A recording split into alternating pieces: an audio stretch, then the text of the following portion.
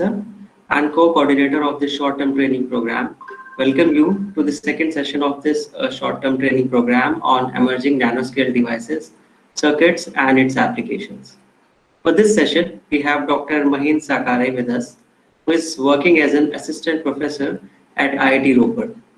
His talk mainly will focus on techniques for broadband circuit design. Before I invite Dr. Mahin Sakare for the talk, let me give a brief introduction of him. Dr. Mahin Sakare is a faculty member in the Department of Electrical Engineering at Indian Institute of Technology, Ropar, since 2018. He completed his PhD from IIT Bombay in the year 2017. He was also a faculty member of the Department of Electronics and Communication Engineering at NIT Surathkal and NIT Rourkela for a very short period of time before joining IIT Ropar. A broad area of his research is analog circuit design. More specifically, his research focuses on high-speed integrated circuit design for chip-to-chip communication. Now, I would like to invite Dr. Mahin Sakare for the talk. Sir, on the behalf of the organizing committee, I want to thank you for accepting the invitation for this short-term training program. I hope everyone attending this session will get benefited from your expert lecture. Over to you, sir. Thank you, sir. Thank you, Dr. Sachin, for introducing me. Yeah, Dr. Sumit, you were saying something? Thank you, sir, for accepting our invitation for giving the talk. Yeah, it's my pleasure. Okay, so let me switch to my presentation mode. So in this presentation mode, be taken with.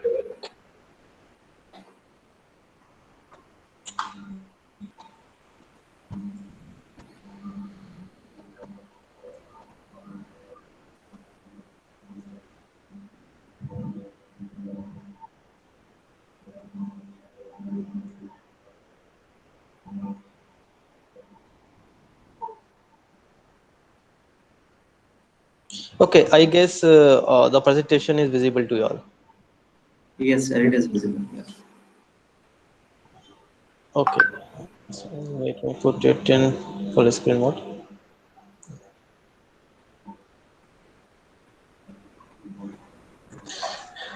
Okay, so the title of the talk, as it is already told, techniques for broadband circuit design. Okay, so let me. Okay, so let me tell you the modification first. No, motivation first. So if we just look at the Internet of Things, that is quite a known term.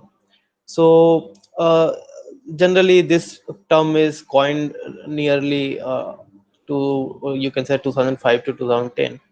So, but we know that because at that time the data transfer speed is not that much, and we were not using that much. You can say the video or means online video player or audio player at that time. So if we just take example of the year 2013, at that time approximately 7 billion to 10 billion electronic gadgets were in use, and that gradually started increasing, and with the rate of 50 to 20%. And if we just take a reference of last year 2020, so approximately 26 billion to 30 billion gadgets we were using.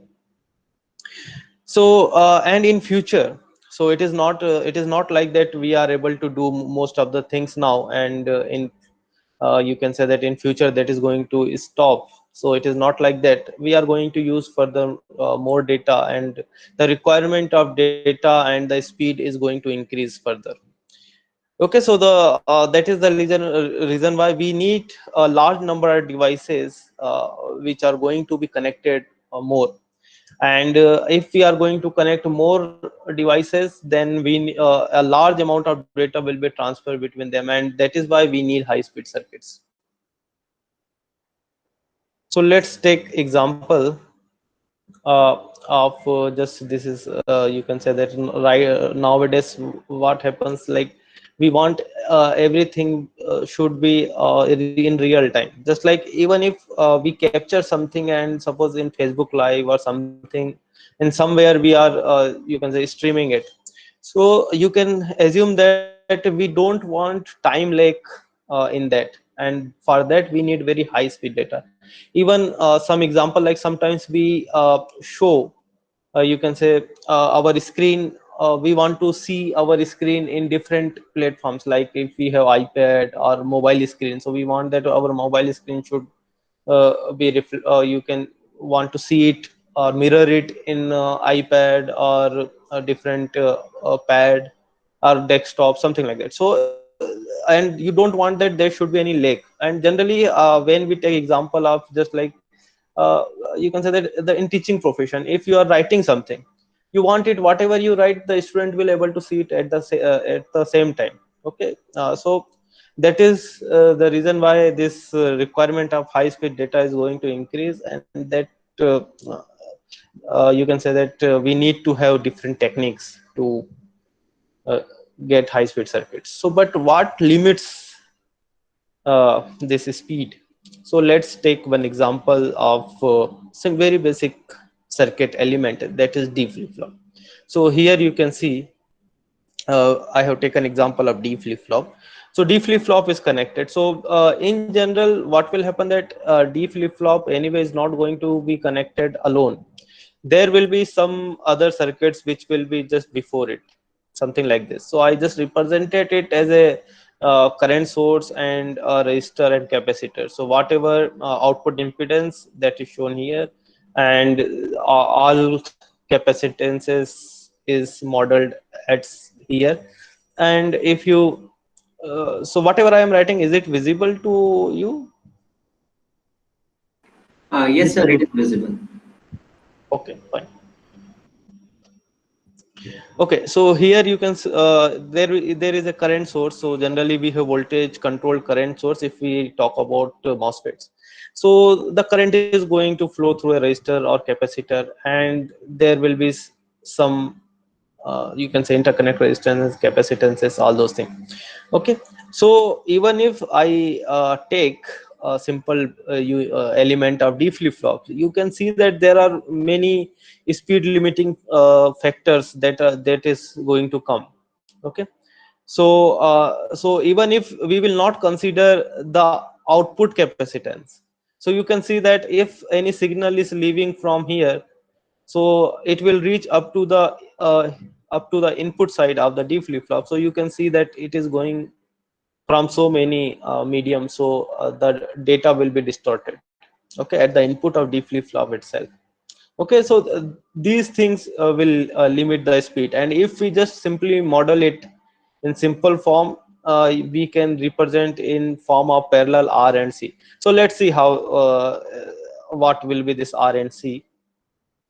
So in general, because in previous example, I have not talked about the internal capacitance, but definitely because there will be some MOSFET which will be connected, the input will be connected at the gate side, and there will be certain capacitances here that will be between gate and source and drain. So all these capacitance will be there. So if you look at the device internal structure, there will be one overlapping capacitor, there will be a gate capacitance, again one overlap capacitance, junction capacitance, okay, and depletion layer capacitance. So all these capacitances will be there, and based on whether we are operating in linear region or saturation region, we will get different gate capacitance. Okay, and if we talk about the analog, generally we operate in saturation region. So now again coming back to our example, so here the D flip flop. So if you look at the D flip flop, so this D flip flop will see basically output capacitance CL, okay, and there will be some input parallel combination of R and C. So we have modeled it as a low pass filter here. So what will be this R? So this R will be here you can see this R will be the summation of this ROD and this RN. Okay, and in general what will happen that this RN is generally very less, and if RN is very less then we can actually ignore that, so we can say that this R is nothing but ROD. So ROD, when I am saying, then it is the output capacitance of previous block. So I am saying it here as a driver, but it can be any other block also. Similarly, the output capacitance will be summation of the output capacitance of previous block, the interconnect capacitance, this one, and the input. So just in the previous slide we have discussed how the gate capacitance will come at D flip flop. So that will be the input capacitance for D flip flop. Okay, so this so in general this just we need to overall we need to just ignore this internal sorry, interconnect resistances, because it is generally less than 5% as compared to the output resistance. So just for simplicity we generally ignore that. Okay, so now you can see that here we have low pass filter, and we know that what is the property of low pass filter. If we have any pulse something like this, then it is going to come like this. So there will be a finite rise and fall time, and if this RC is sufficiently large, so it will come as a time constant here. So it may the output may be something like this also. Okay, based on this RC. So actually as we go for high speed, this is the problem. So even if the time period for charging and discharging the next capacitances will remain very is not sufficient and will not charge completely, okay, in given period of time. So this is the problem when we go for high speed data. So there are certain high speed circuit design techniques. So we will look them one by one. So one is FT doubler, inductive peaking. So there are different types of inductive peaking techniques, and capacitive degeneration, and also we will see a new kind of technique which is not commonly used, but we will see how to use how to design the circuits and how to use them. So first of all, when we go for high speed circuits, more than when we talk about more than uh, you can say that 2 giga 1 gigabit per second data rate, so which one should be preferred?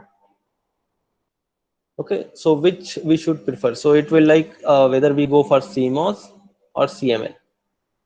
Okay, so CMOS logic is simple inverter based logic, we will see, okay, in the next slide, and CML is current mode logic. So what will happen that in some of the applications we don't need rail to rail swing. So it is like uh, if we just look at the CMOS inverter, for example. So what will happen here? If suppose this is 0 VDD, so we apply a pulse from 0 to VDD. Okay, at the input. So it may be 0, 1, whatever it is. So generally 1 is close to VDD. Okay. So also what you need to do at the output, you need to come down from VDD to 0. Okay. So ultimately what you are doing, you are charging and discharging the output capacitance up to the full level. Okay. So so it is you can say that you can avoid doing that.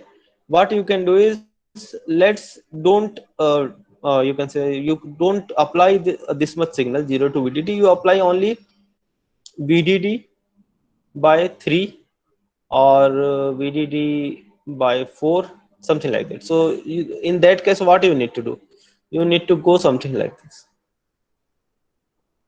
So your output also need to go up to this much only. Okay, so by doing that, actually we can achieve high speed data. So this is the basic concept of current mode logic.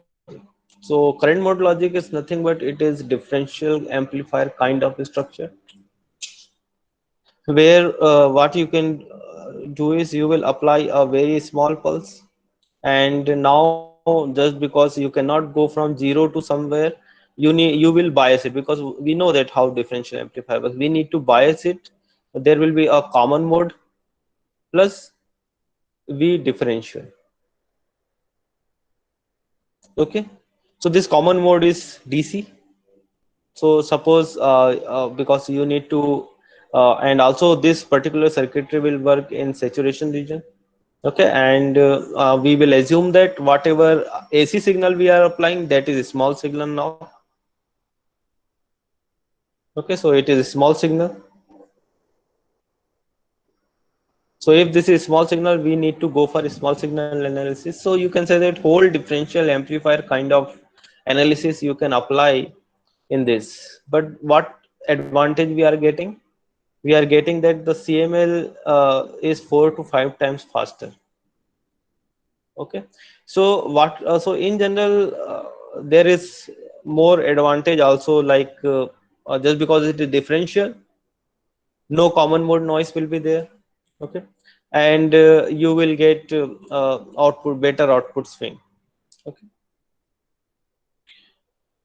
so but now we need to go for a small signal analysis. Okay, so now even if everything looks digital, the signals, the data is like digital, something like this. So the total variation will be 0 to 200 millivolt, for example. So if we have 0 to 1 volt and 1 volt is VDD, then we need to bias it somewhere close to 0.5. Okay, based on the circuit specification, we need to do that. So now this variation will be above and below the 0.5. So it will go above it up to 0.6, and here it will go up to 0.4. So it will vary from 0.4 to 0.6. So now this signal, you will assume that it is AC signal, and you are going to apply whole analysis which we do for differential amplifier.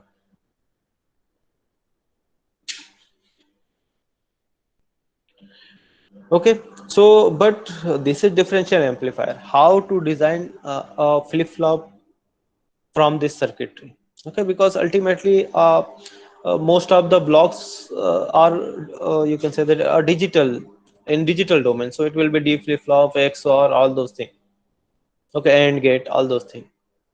So what we will do is, so we know that D flip-flop is you can say two combination of two latches. So you can assume that it is master and this is slave latch. Okay, so and also the slave latch is you can say opposite polarity clock you need to apply. Okay, so if you see here, you can also divide it into two parts. So this is master and this is slave latch. Okay, and now if you look carefully, just forget about this block.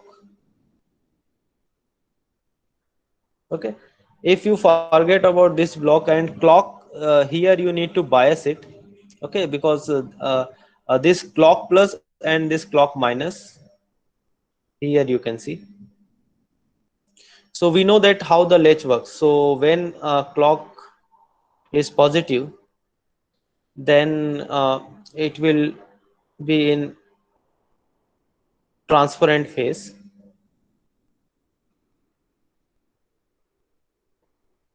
and when clock is negative, then it will latch. Okay, so here you can see that it is oppositely. Here clock plus is connected, here clock minus is connected. When clock plus is on, then if so this block is not working. Okay, because at the bottom you can see clock minus is connected, so this is not working.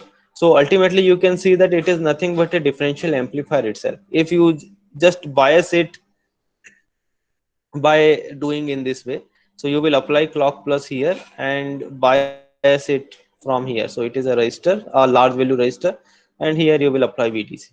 So whatever clock you will apply, that will connected here and will you can say that VDC will be there. So clock will decide whether this transistor will switch or not. Okay, and if this is switch off, then this differential amplifier will not work, and only the this will on. So here you can see that it is connected in positive feedback form.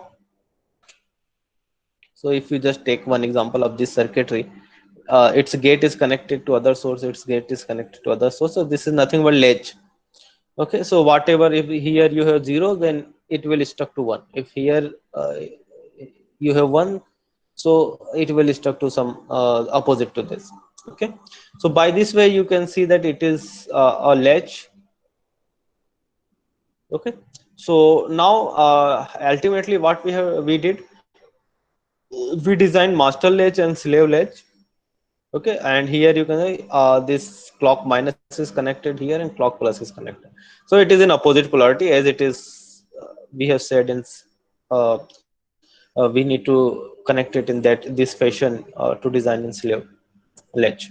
Okay, so overall completely in complete D flip flop, the what slave latch is generally in opposite polarity with master. Okay, so now you can see that here R is connected. So okay, resistive load. So can we further improve it by using different loads? Okay, can we further enhance the speed? So there is one first method is you can say FT doubler. So first we understand what is transit frequency. So FT is called transit frequency.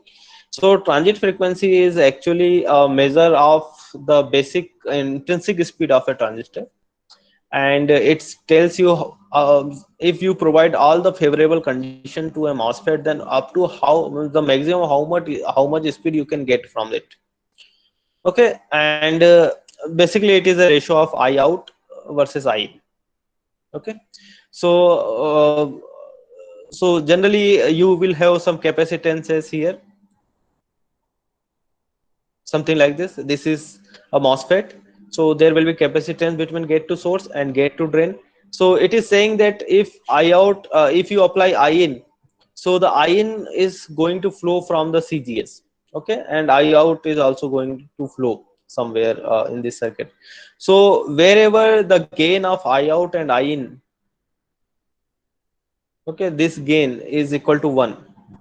Up to that you can say that MOSFET is going to work. After that what will happen, that I in will be higher as compared to I out, and it is not going to work. Okay, you will get attenuation. So here the response is shown. You just forget about the this red one, so just look at the green one. This is for MOSFET. So this is the FT. This tells you how much maximum speed you can get from a transistor. Okay, this is the ratio between I out and I in.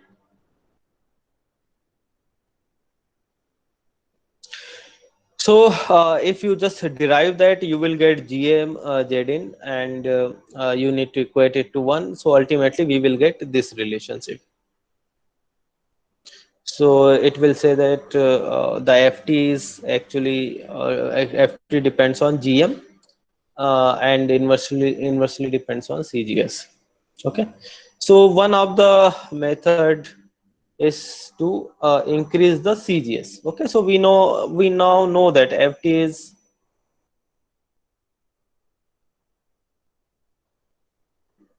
this. Okay, so if we want the intrinsic speed of a MOSFET, then what we need to do, we need to increase the CGS.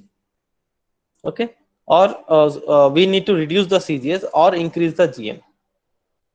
Okay, so how to reduce CGS?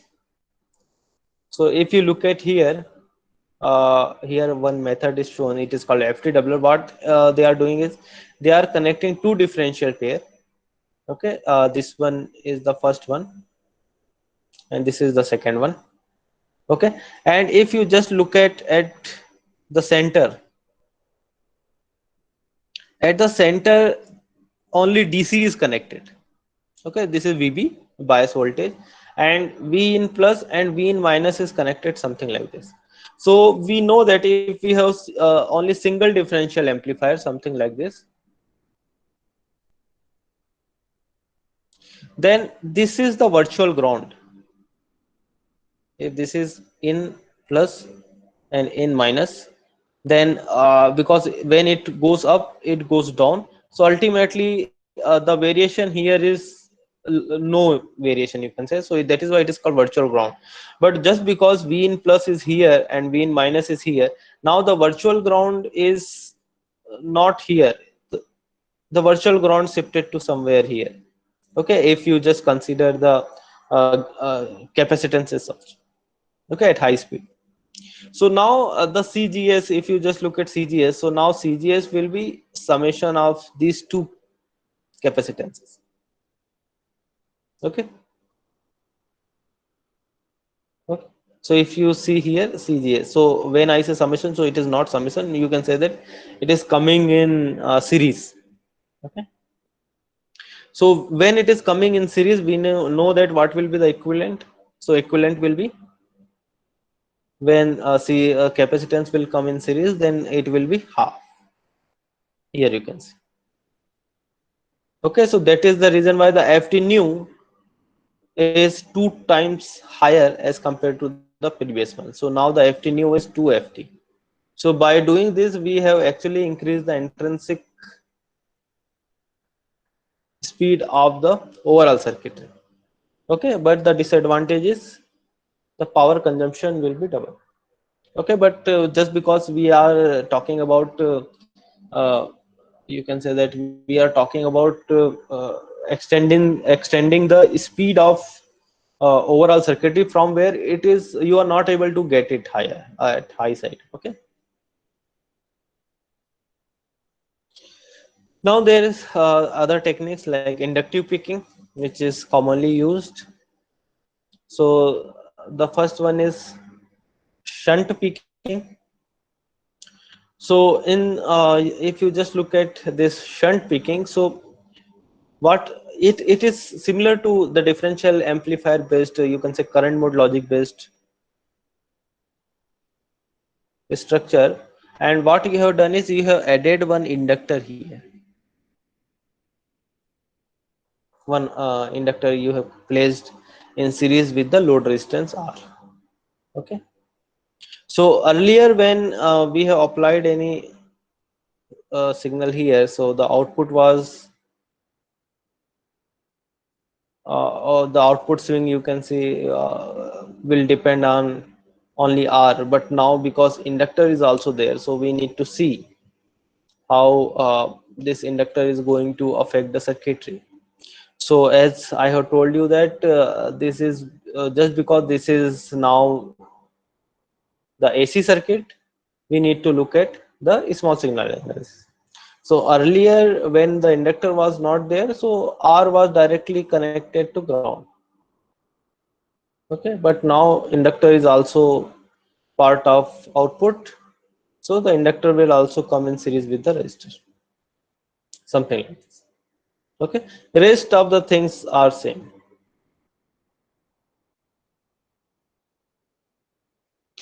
So if we just do analysis of this and we try to solve this, so here you can see that we have V out and I in. So if we take the ratio V out by I in, so we will get the output impedance. Okay, so we will see the what will be the now overall output impedance if we look at from here. So it will be after solving we will get this S L by R plus 1 divided by S square LC plus SRC plus 1. So now you can see that it is not a first order system anymore. Okay, now it is a second order system.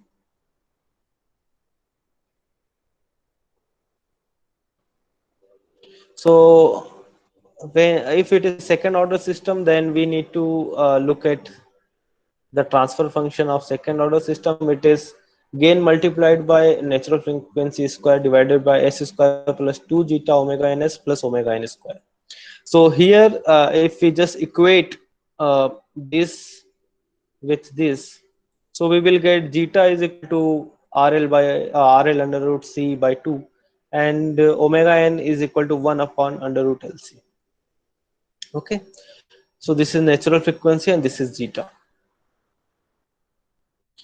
So now as we know that if it is second order system, by changing the value of zeta we can get a high speed. Okay, so here you can see that with different value of zeta you will get different curve. Okay, there is, and when zeta is 0 you will get this kind of waveform, so it is unstable system, you can see. So the best value of zeta should be between 0.5 to 0.9, and generally 0.707 is considered best. Okay, for maximally flat response. When I say maximally flat response, then it is nothing but when you have a best response here. Okay, so for the zeta, but if you look carefully here it looks like similar to each other, but here you should also look at this is log scale. Okay, the small variation here is actually the variation in frequency from 1 giga 2 giga something like this. Okay, so that is the reason why and after some you can say after some frequency like 10 giga bit per second or something, even 1 2 giga increment of 1 2 giga is considered as a good increment in speed. Okay, so here based on the numerical analysis, we generally it says that you can get 1.6 times better speed by using this technique, but the disadvantage that you are going to get is you need to use inductors. Okay, and generally it is difficult to design inductors. So there are other techniques also, you can say, which uses the inductors, that is series picking. So previous one was shunt picking, here it is series picking. So the placement of the inductor is not with in series with the output load. It is between output and you can say that the overall output and the drain of the MOSFET. Between that you need to connect one inductor. Okay, so this can also be one of the methods. So overall again we will look into a small signal analysis, and now the placement of inductor will be between resistor and the output terminal. Okay, so so if we further solve this, we will get this kind of output impedance equation, R by S square LC plus SRC, something like that. So again the zeta we need to calculate. It is R by 2 under root C by L. Okay, so even in previous and this particular example, if you see that this C we cannot change. Okay, the C is fixed because this is the load. Okay, this is not in our hand, but the value of this inductor and this resistor is in our hand. Okay, but there are certain limitation also, like if you try to change the R, then swing will vary, and if you try to change L, then the because inductor is you can say that not you can say it's very it is going to consume most of the area of your IC. Okay, so we need to actually prefer when we are going to pick any inductor, then we need to be very careful. Like inductor is not going to place at the same place where you have MOSFET. It is going to be somewhere else in the in your overall IC. So if that is going to happen, then whatever calculation that you have done to design any inductor is not going to work. Okay, for example, suppose you have put layout of MOSFET somewhere here, and you know that the inductor size will be very big. Means this is also, you can say that I have shown it in very good way. It will be approximately 50 to 60 times higher to the MOSFET, or more than that. Okay, so now you need to use a wire to connect that inductor. Okay, and when this wire will add additional you can say impedance, so resistors, capacitance, inductance, so that will again disturb the original value of inductance. Okay, so all these factors will come when we go for designing inductors. So designing inductors are the challenging part. So other method can be that shunt series picking. You use two inductors. One is in series with resistor, and one is with between output and the drain node of the MOSFET. Okay.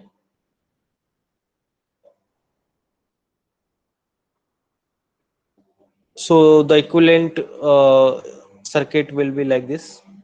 Now there will be a inductor in series with resistor and another inductor between output and that node. So by doing this, so we actually get double the speed. Okay, theoretically. In practically, as I have told, there will be certain non-idealities that will come into picture, and you will get close to 1.5 times. Okay. This is a T-coil based inductor. So overall, this provides a very good speed, but designing this is very difficult, and also, as I have told you, that it is going to consume more area. So here, what exactly they have done? They have actually designed a transformer at the output. Okay, so whenever you try to design that, actually you are going to, even if it is looking like two inductors, actually it is transformer based, and there is mutual inductance between them. Okay, and here this is the equivalent circuit, so of the same. Okay, so this is one of the way. So it is called T coil, where you use shunt and double series. Okay, so if you try to solve this, you will get this one. So this is the output impedance now. It is R upon 1 by 4 M minus 1 M plus 1 R square C square S plus 1 by 2 RCS plus 1. Okay, this is one CB here. Actually, this is the equivalent capacitance. Okay, so this is its value, and the inductance value will be this. Okay, so if you keep M is equal to 1, then it will be single pole system. Still you will get 1.4 times bandwidth improvement, and if you choose M greater than 1, then you can reach up to 2.2 times bandwidth. Okay, so this technique is actually, if you want a high speed and there is no other way, and you can compromise with the area, or if so, this can be used, but it is very challenging. So just look at just to show that how actually inductor looks in any IC. So here you can see that if you are going to use inductor, then most of the area will be taken by inductor itself. Here you can see that whole circuitry uh, of for designing one oscillator and different things is under this area. But if you just look at the inductor, the size of inductor is too big. Okay, here also this is another IC where you can see that most wherever you will see circle, there is one inductor. So here you will see one inductor, here you will see one inductor. Okay, here you can see inductors. Okay, so wherever you see inductors, you will see that most of the area is consumed by or occupied by the inductors itself. Even capacitance, the capacitors are also considered as area consuming element. Here you can see this is capacitor, but generally that is also that is not that much high as compared to inductor. So that is the reason why the inductors are avoided in ICs. Okay, if it is possible to use to design without active without putting the physical inductor, then it is good design. Okay, but to enhance the speed we need to have inductor. So what can be done? So there is technique which is called active inductor, where what you need to do, you will modify the circuitry in such a way that it will behave like inductors. Okay, so let's see this particular structure. So if you look, because this is GM stage we know, and this is the load stage. So if we look from here, okay, the impedance, then we want that it should look like the inductor. Okay, so this is the equivalent of that which is shown here. So here you can see that the current source, and this is the output capacitance, and here the output. So this GMP V1 is this one, this is GMP. Okay, and so from here it is considered as V1. So you can see that the equivalent of this particular thing is shown here. Okay, so now this is the small signal model of this particular structure, and this can be further simplified in this fashion, where we can see only a single inductor. But how it is possible? So if you solve this particular circuit, equivalent circuit, then you will get this equation: Z out is equal to R CGSS plus 1 GMP CGSS. Okay, so now if you just consider, like, we know that how the inductor behaves. It will behaves like at a low frequency you will see a low impedance, and at high frequency you will see high impedance. Okay, this is the behavior. So how you are going to achieve that? When you can say that if you just look at here, if low frequency, then this S is 0, then you will end up getting 1 upon GMP, and when S is equal to infinity, then the overall this will see R only, because okay.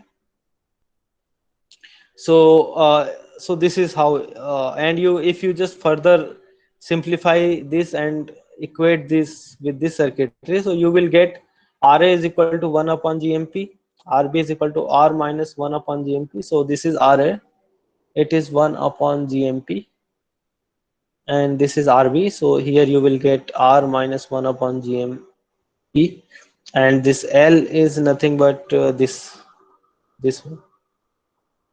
Okay, so if we want to change the quality factor of inductor, we need to change.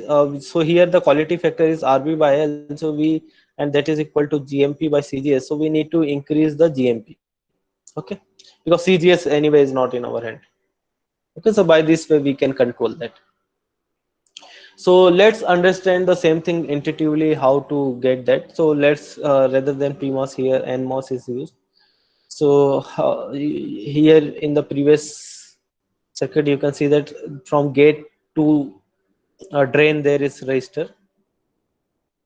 So here also you can see that from gate to drain there is a resistor connected, and you have applied a V in here, and you want to look at the impedance. Okay, so let's get it intuitively. So this is 1 upon G. So what will happen that when we talk about low frequency, so at low frequency this will be open circuit. Okay, because this is CGS, it will capacitance will act like open circuit, so you will will see only this circuit. So that is why the impedance is 1 upon Gm here. And when we talk about high frequency, then this will short circuited. So you will see R and 1 upon Gm in parallel, and in general 1 upon Gm is very less as compared to R. You will put it in that fashion, so that is why you will get a very large R. So you will get this characteristic. So intuitively you can also figure that out. Okay, so if you further change the RG value, you can get all those peaking, second order peaking that we have discussed earlier also. So here you can see that by changing different value of RG, you can get different peaking, and by getting different peaking, you can choose zeta is equal to 0.7 where it will fall. So generally this is considered as the best one. Okay. So the earlier was the active inductor. So there is another technique which is called active feedback technique. Okay, or you can also see it like a gyrator C. So in this you can see that there is one GM stage. Okay, and there is another GM stage, and there is, so here the output of the first GM stage is connected to the input of the second GM1 stage. Here you can see. Okay, but there is a feedback from output to the input of GM1 using GM2. Okay, so it looks quite complicated, but let's look at in simplified manner. So here you can see that there is one GM stage, there is one GM1 stage, and there is GM2 stage. So what exactly we have done here, we have taken the output of GM1 and one fraction of it and put it back and applied at the input of the GM1. Okay, so the overall why we are doing this. So this is also known as gyrator C active inductor. So if for this GM stage, the first GM stage, when you look at from the output of this, output impedance of this, so it will look like this.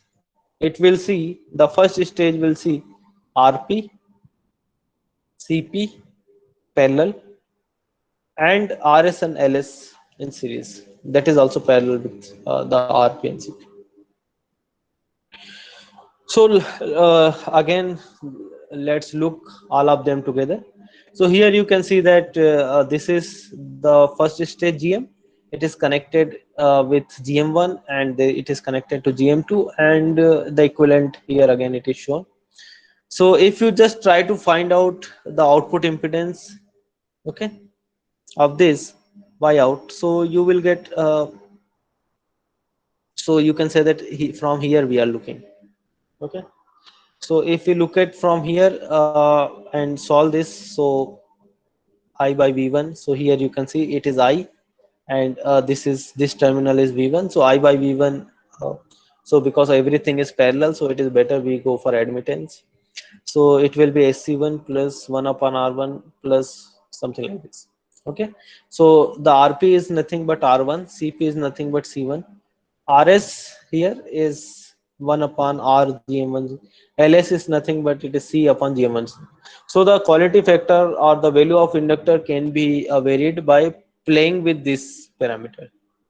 Okay, so C we cannot change, but GM1 GM2 anyway we can change.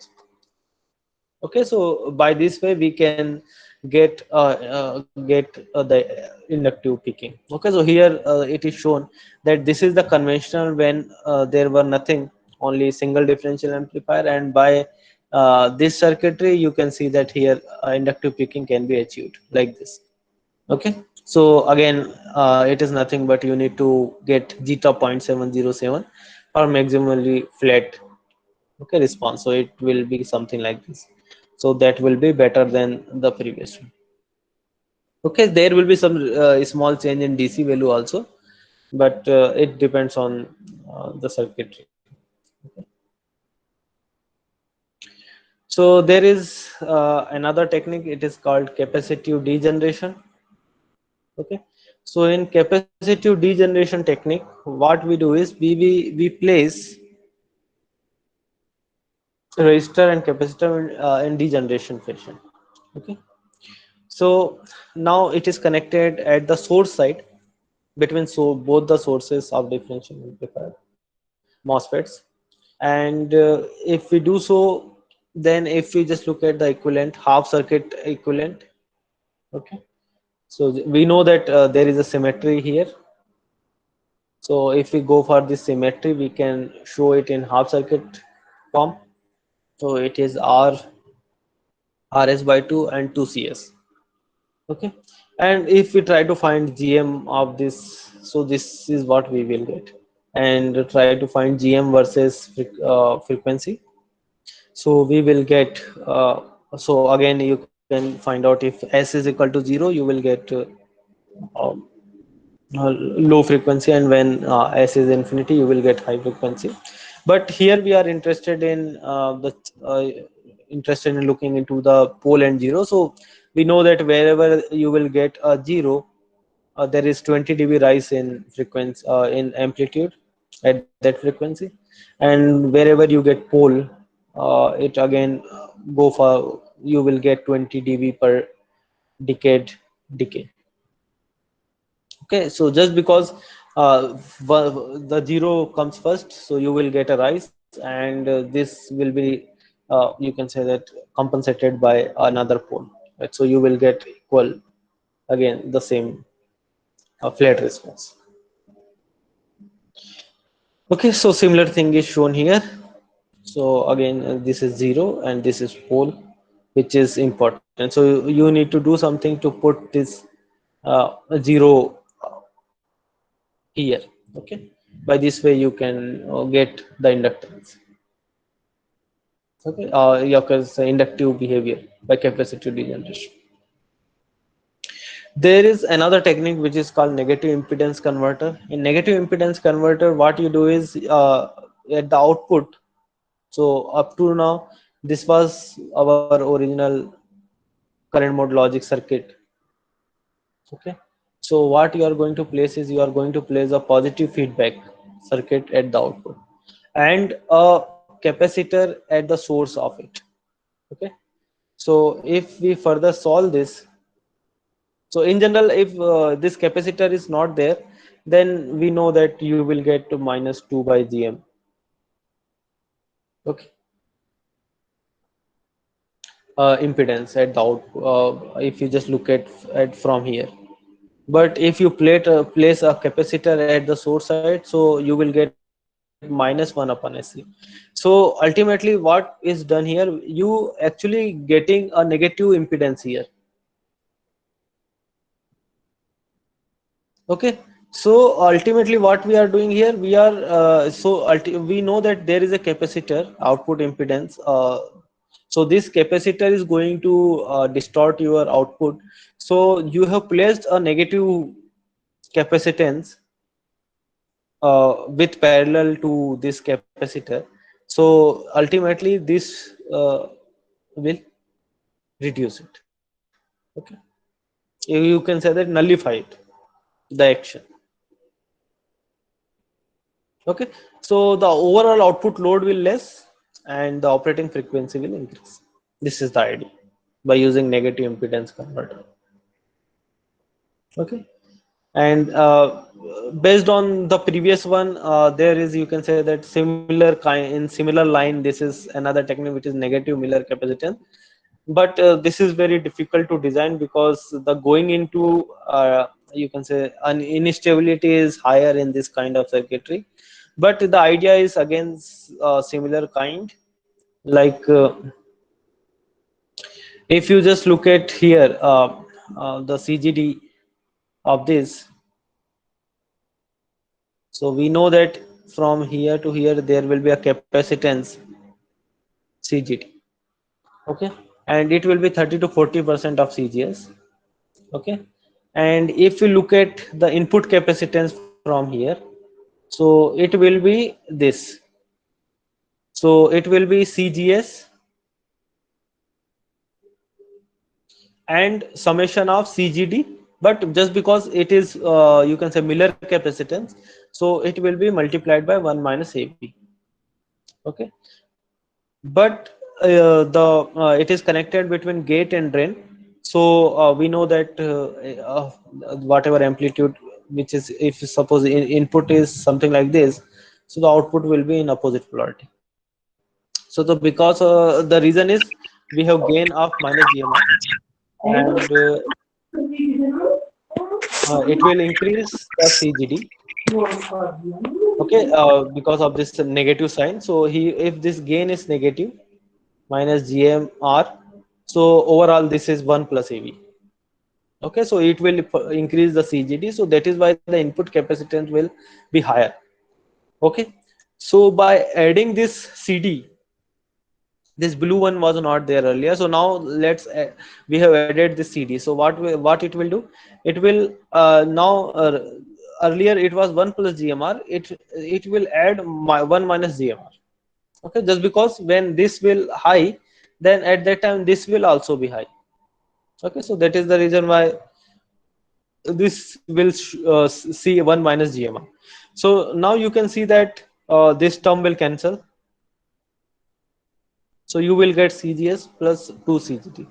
Okay, so you can say that now overall scene, if you just compare it with this, if you just compare these two, so you can see that the CGD is significantly reduced.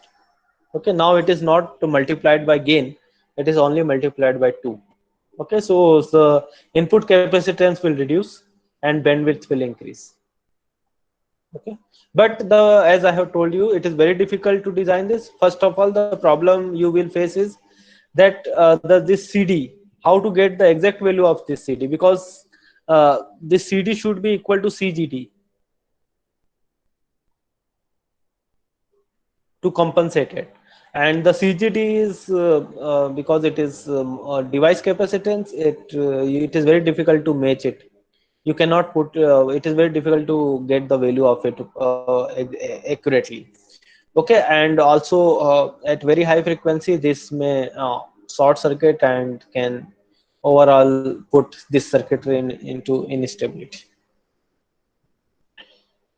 Okay, so till now the techniques that I have told, which are already which is generally used in for interface circuits in chip-to-chip communication.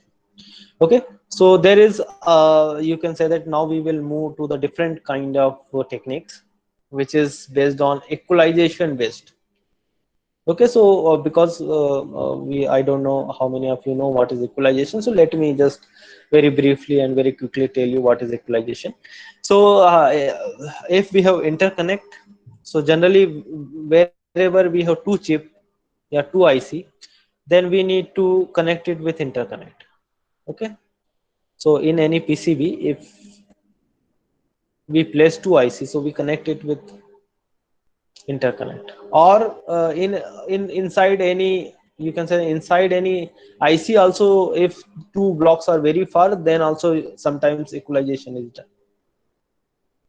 So if this interconnect is placed, so what will, let's assume that the input that you have applied is something like this. This is the data, a single pulse. So we know that the interconnects is, if we try to, maybe the channel may be much more complicated, but let's assume right now that very simplified version is, it is a low pass filter. Okay, so if it is a low pass filter, then this pulse will look like this. It will not allow high frequency component to pass, and it will look like this. Okay, there will be finite rise and finite fall. Okay, and this is called ISI. Okay, so if we just look at this particular waveform, this one,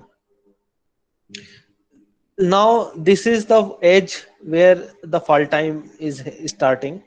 Okay, so let's assume this is T. So this is called cursor, This T is nothing but it is a cursor. So whatever we are seeing after that is known as post cursor signal, and whatever we see here, it is precursor.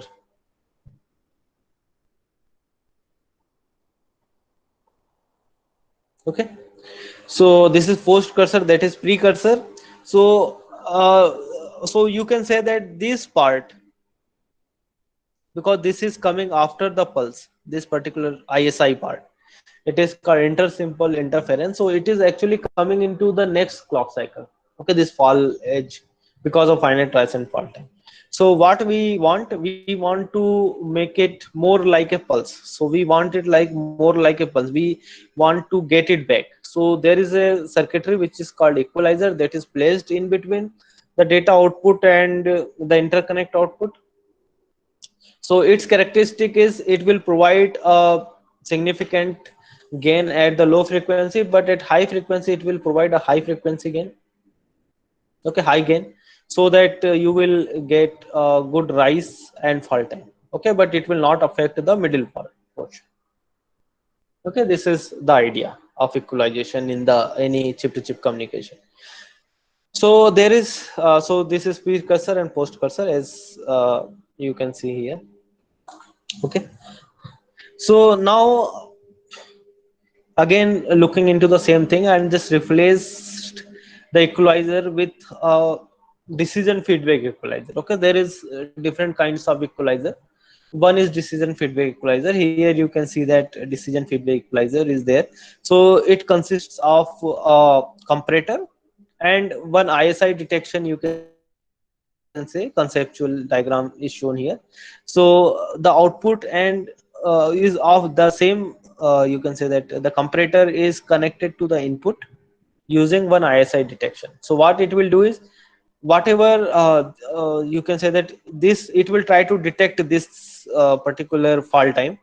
So here you can see that it has detected, it is emulated ISI, and because it is connected to negative sign, so it will subtract this with the this. Okay, so ultimately this is what you will get. You will get only the rise time of the you can say you will get only the rise time, there will be no fall time. Okay, so there will be no ISI. So by this way it will be a better replication of this. Okay, as compared to this previous one. Okay, this one or this one, as compared to this is better replication. Okay, so but how this decision feedback equalizer will work? Okay, so what you are going to do, you are going to place a comparator here and a feedback with a factor alpha and a delay. Okay, so here you can see that let's assume that this is the input that we have applied x. Okay, and now what will be the y? So y will be nothing but this one. Let's assume that this is where we are looking into. So this is a.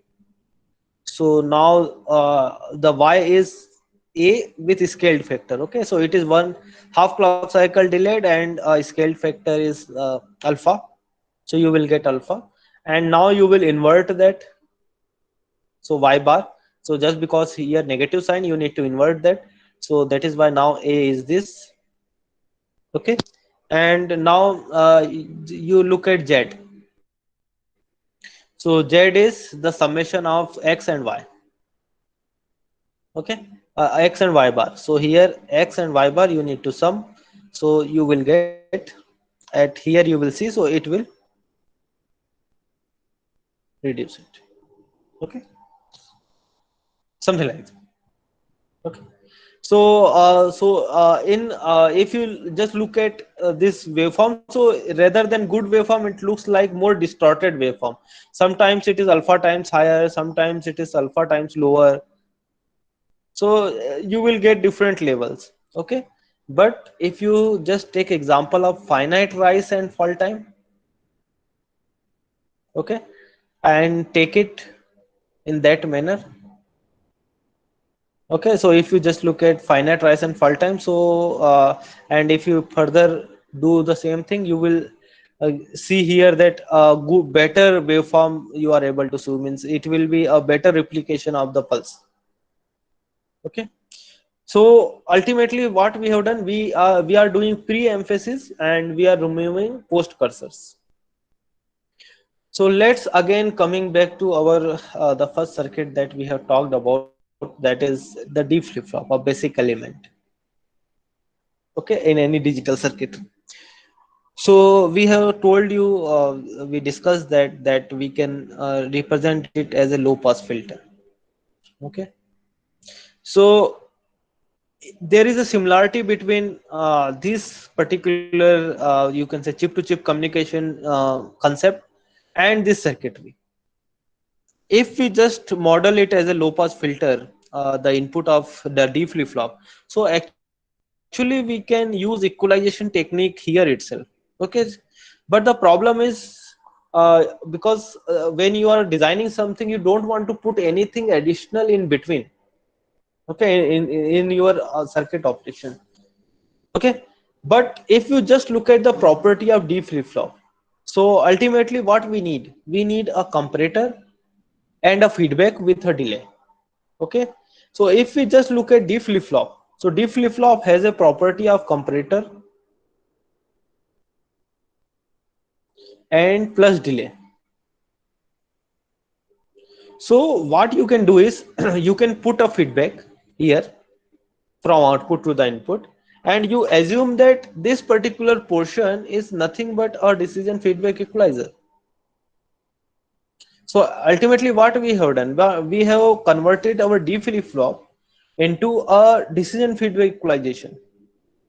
Okay. So for doing that, okay, so again yeah, so again coming back to the CML D flip flop. So this is master and this is slave flip flop. So so if you just look at here, so this will be the comparator and delay thing that is required to us.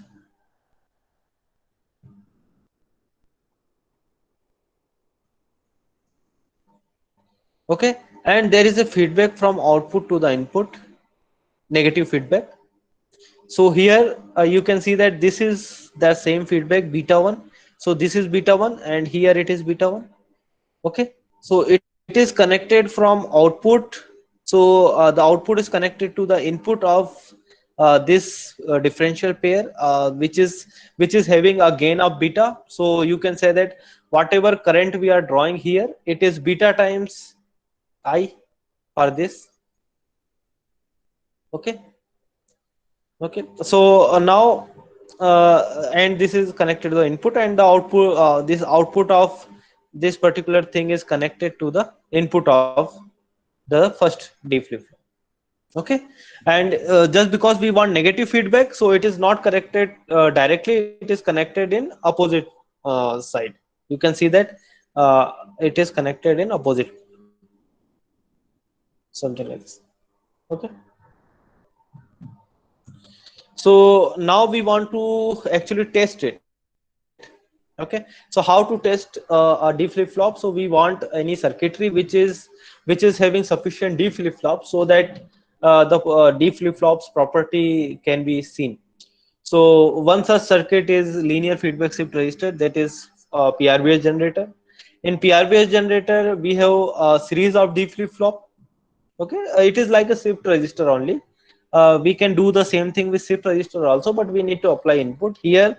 The input will be generated by its own. Okay, because we just need to connect one XOR with a predefined manner. In this predefined manner, we apply because this particular thing is called tapping, and the mathematicians have already provided where to connect where. It is called finite field mathematics, where we get this information, and by this information we get the characteristic equation, and using this characteristic equation we can make this connection. Okay. So this connection ensures that there will be two set of sequences. One is all zero, and because it is 4D flip flop, so 4-bit pair based generator, so one will be R0, all output will be 0, and another is shown here. This is the second set of sequence. So the all zero is undesired one. That is why we need to give initial condition, that is called seed. Okay, once you give initial condition, and if you just solve this particular circuitry, so you will get these sequences. So here the speciality of this particular sequences is that no bit is repeating.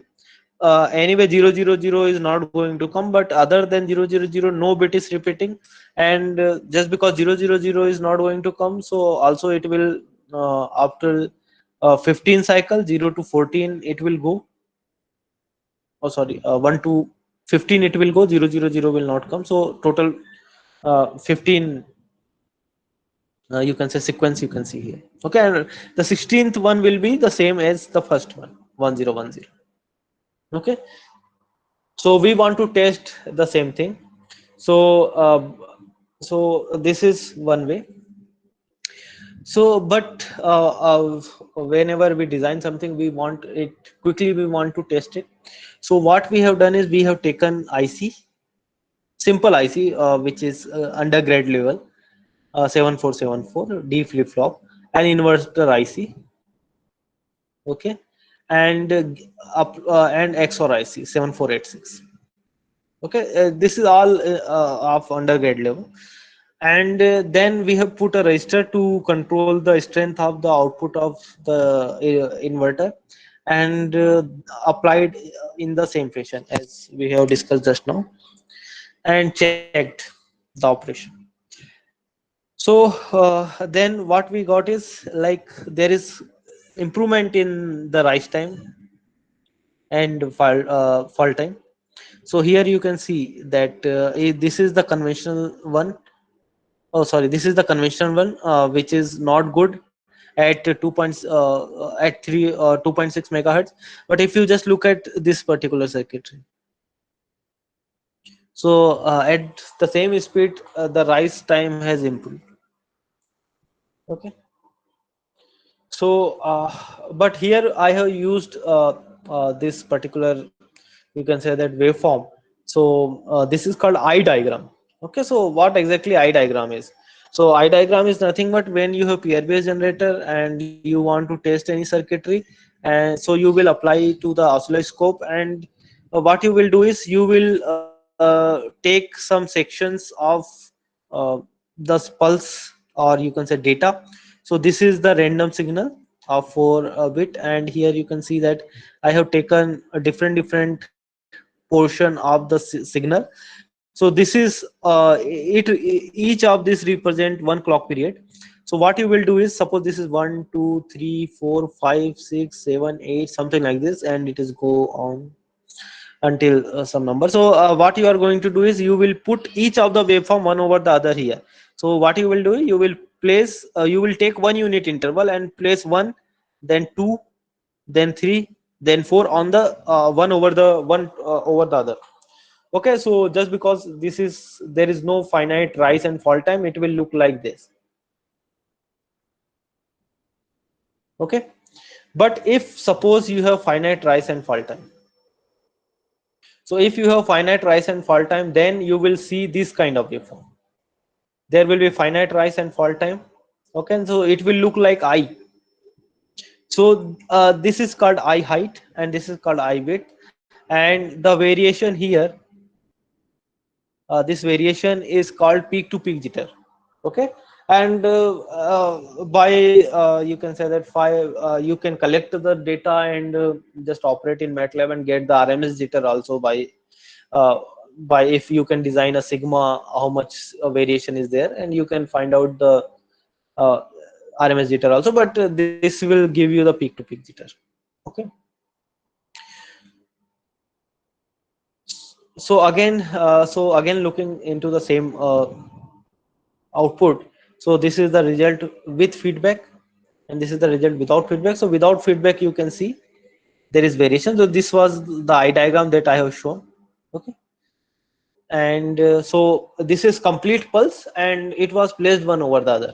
Okay, that is why you will see a multiple waveform here, and here you can see it is a better one. Okay, so generally what will happen that till now I have talked about the you can say non-linear equalization, but there is some technique which is known as linear equalizer.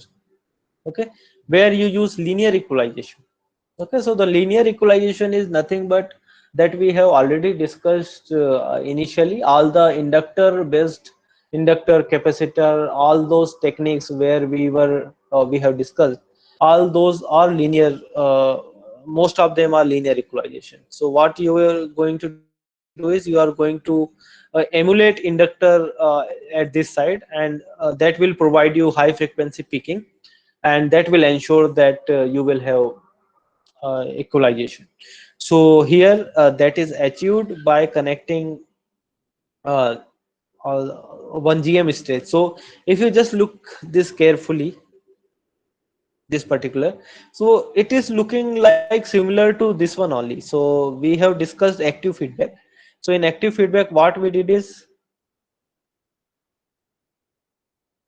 something like this. So we have connected something like this. This was the GM, this was the GM1, and this was the GMF. And from here we were looking, and we got that okay, if we look from here we will have something like this: R, C, and R, and inductor, active inductor. So this is what equivalent we got from this side if we flow a current and look at the voltage here. Okay, so if we flow a current and look the voltage here, so this is what equivalent we have seen in active feedback technique. So can the same thing we can use if suppose we do not, this GM stage is nothing but whatever previous stage we are having, that is the GM stage. So what exactly we need to do? We need to design only this portion. Okay, and we know that in any latch in transparent phase, it is nothing but a GM stage. Okay, and if we add a feedback here, so we can actually replicate this thing.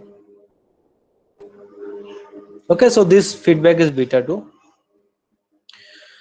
So in transparent phase, okay, so don't consider the latch phase. So in transparent mode of operation, this will be the equivalent of that.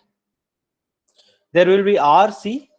Okay, this is the driver which is previous block to the D flip flop, and this is the feedback factor which is coming into the Y node, and this is Z node.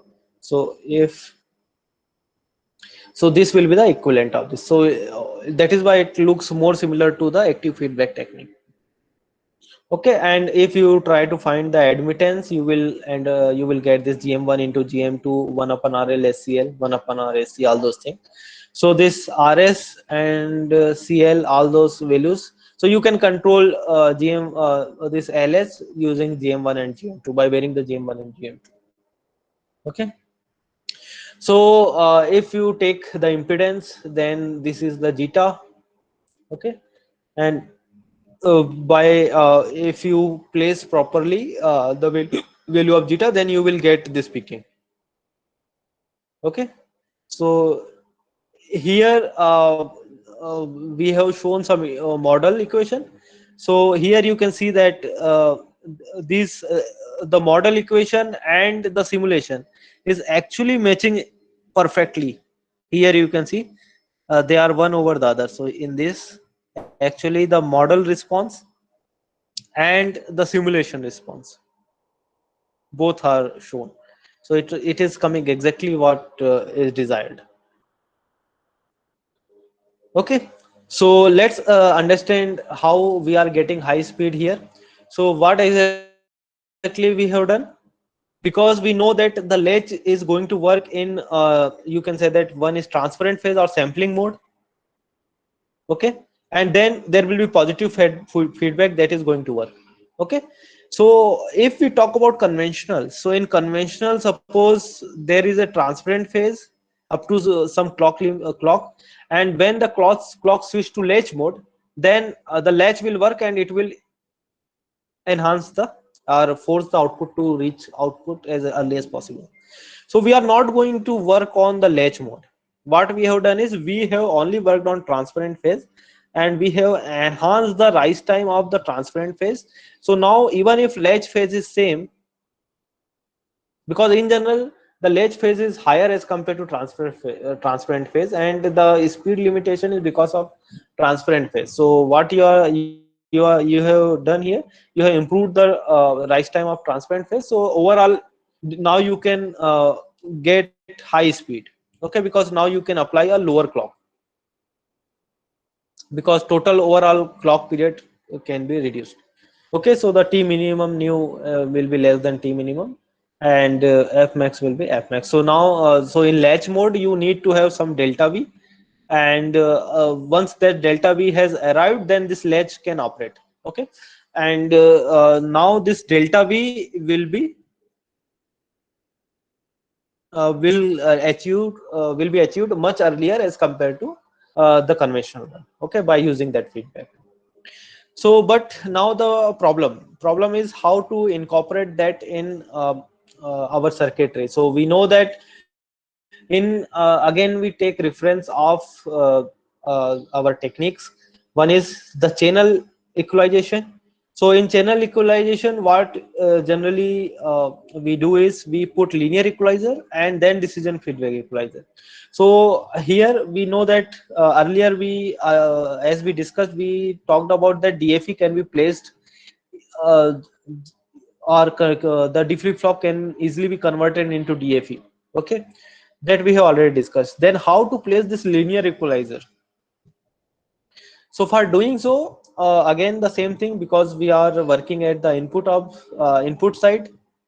So what we do is we will keep the first feedback as it is, and we will place another feedback here, beta 2. Okay, so what exactly it will do, this in transparent so this one will is a decision feedback equalization. It is you can say that the non-linear kind of equalization, and this is linear equalization. This will provide active inductance here.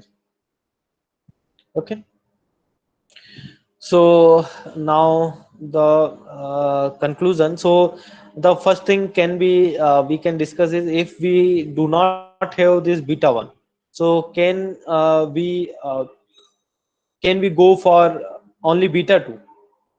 So yes, we can go for only beta 2, but overall speed gain will not be that much. So the thing is, like, if so now we have different permutation and combination. Like if we have latch, something like that. So here we have one feedback beta 1, and there is another feedback beta 2 here.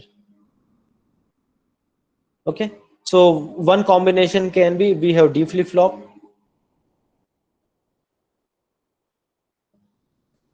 and there is a feedback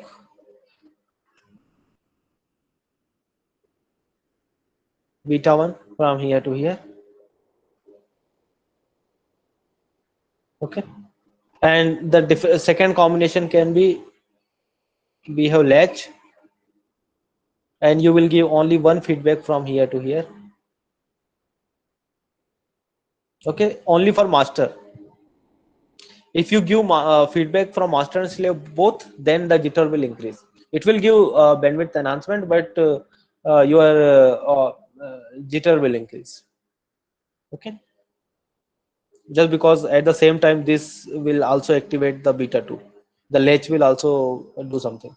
Okay, and third combination is we use all three. Okay, so these can be the three combinations. So so let's talk about all of them one by one. So in this particular thing, if we use only single feedback, we actually get 22% speed improvement. If we use only one feedback across the latch, we get 16% improvement in frequency. And if we use both of them, then the frequency enhancement can be up to 33% speed improvement. Okay, so but it looks like why because this enhancement in speed is only for D flip flop. But what will happen that if we look at the interface circuit of any you can say the interface circuit of for chip-to-chip communication, then here you will see that there are plenty of D flip flops and latches, and here also there will be plenty of D flip flops and latches. So what you can do is you can convert each of them inside the circuitry to actually improve the inside waveform. Okay, so they will do like distributed equalization inside the circuitry. So wherever you have D flip flop, you have implemented this kind of thing, so it will try to nullify the error and improve the waveform there itself. Okay, so in this particular talk we have seen FTWR, where we have seen that the power is quite large. The speed has improved by double, but the power will also be double. In inductive peaking, if you go for, you can say that if you go for the actual inductors, then the power and area both will increase, and sometimes it is become compulsory to use them. But if it is not compulsory, then we actually can avoid that. T-coil technique also we have seen, where the power and area and speed, everything will increase, but the problem is the area consumption, occupation. Okay, and in active feedback also we get sufficient speed, approximately 20%, but the power will also increase by the same ratio. But sometimes it is okay to have that much power consumption, just because we are actually comparing, we are talking about enhancing the speed beyond the limit of the technology. Also we have seen capacitive degeneration. So here also we have same problem. If we go for actual capacitor, then its size and area will be quite large. Okay, and after that we have seen distributed equalization based technique, which is quite interesting and different as compared to the conventional one, where we actually get can do distributed equalization for the internal nodes of the transmitter receiver or the internal circuitry of that. Okay, so thank you. And if you have any questions, please ask.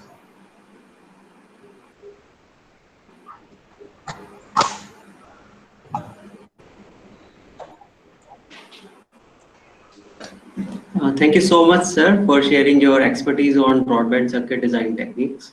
So I'll just quickly summarize the talk. So the talk has started with the motivation, and that is the need of the hour today. That is the high-speed communication. So basically, you have discussed the existing high-speed circuit designing techniques.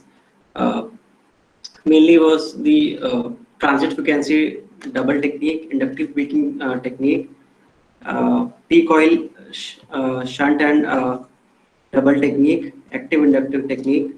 After that, you have discussed about the equalization techniques. So in that, you have discussed about the linear equalization and nonlinear equalization, and at the end, you have discussed the distributed equalization techniques for enhancing the speed of operations. So I hope this talk have added more knowledge on the high-speed circuit designing. I thank you once again for this wonderful talk. It was great to have you on this short-term training program as an expert for this topic. So now we shall take up the queries from the participants, if there is any. So participants can ask questions.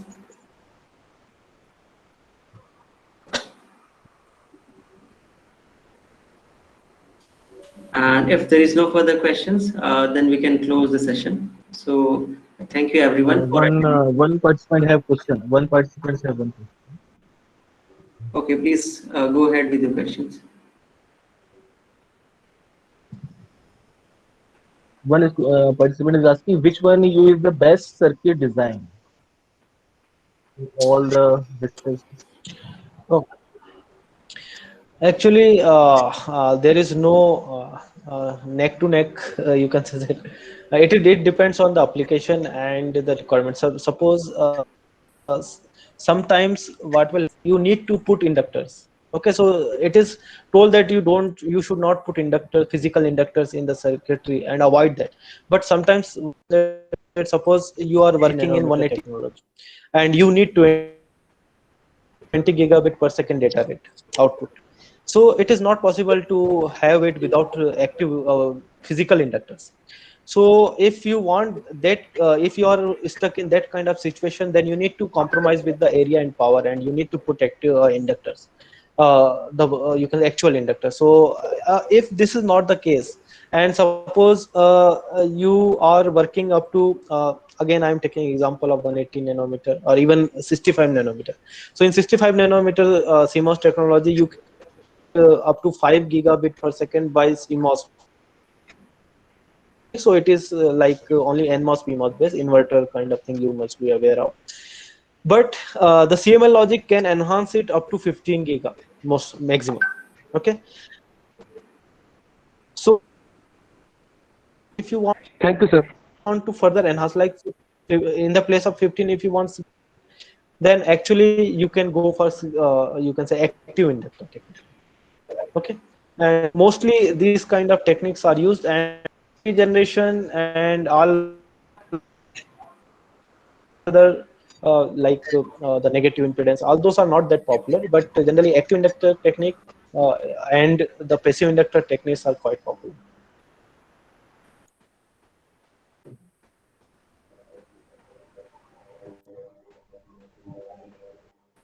So if there is no further questions, then we can close the Sir, session. there is one question. Sir, this method can support for LNA design. One person is asking.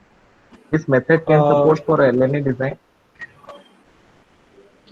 LNA design, no, this method cannot support LNA design. Because means it depends. Generally, if I am correct, LNM is low noise amplifier. This is what it Yes, means. sir. Yes. One item. Yeah. So actually, the low noise amplifier is you can say that very crucial block of the receiver side. So generally, we don't generally interfere with it. So generally Thank you. Thank you. we don't do that because additional noise will be added because of this all this circuitry, and it will actually affect your overall receiver performance. Thank you, sir, for very informative session. Okay.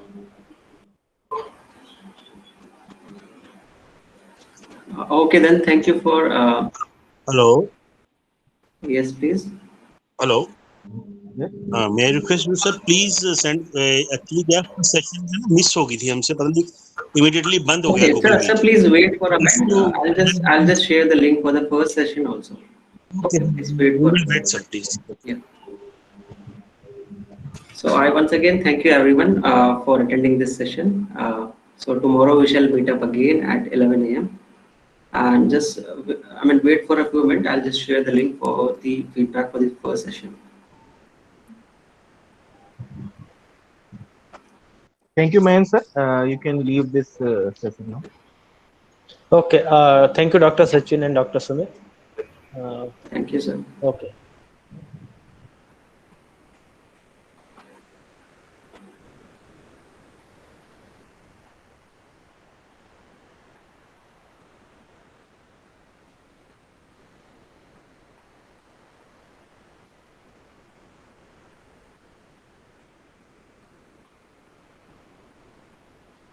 Sumit sir, can you please share the link for the first session?